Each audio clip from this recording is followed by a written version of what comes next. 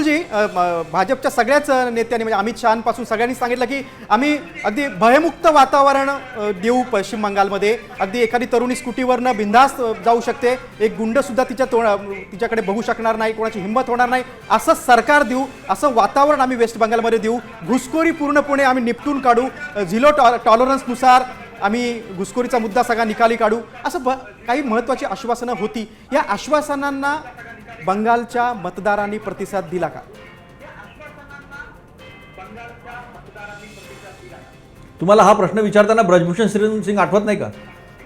ज्या महिला पैलवानांनी या देशाला मेडल्स दिले त्यांना रस्त्यावर ओढून देतानाचं चित्र आठवत नाही का?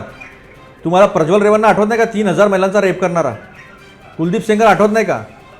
हाथरस उन्नाव आठवत नाही का? आता महाराष्ट्रामध्ये ज्या चालू आहे ते आठवत नाही का? आणि हे सांगतात की आम्ही महिलांना सुरक्षा देऊ. महिला तर असुरक्षित या बीजेपीच्या नेत्यांमुळे आहे.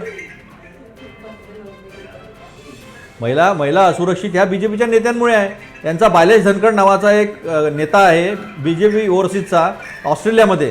तिथे 5 महिलांवर बलात्कार केला त्यांनी, तिथे 40 वर्ष सजा झाली त्याला.